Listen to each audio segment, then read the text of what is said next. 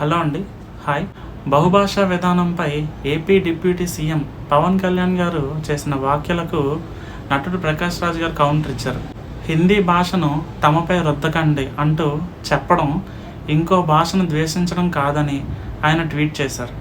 స్వాభిమానంతో తమ మాతృభాషను, తల్లిని కాపాడుకునే ప్రయత్నం అనే విషయాన్ని పవన్ కళ్యాణ్కి దయచేసి ఎవరైనా చెప్పాలని ప్రకాష్ రాజ్ గారు కోరారు.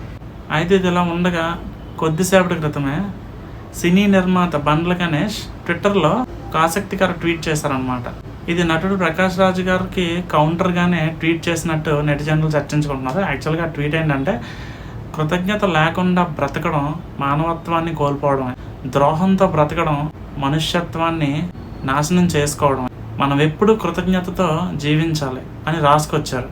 అంటే పవన్ కళ్యాణ్ గారు చేసిన వ్యాఖ్యల మీద ప్రకాష్ రాజ్ గారు కౌంటర్ ఇస్తే, ప్రకాష్ రాజ్ గారు చేసిన వ్యాఖ్యల మీద ఇండైరెక్ట్గా బండ్ల గణేష్ గారు కౌంటర్ ఇచ్చారనమాట. Thank you.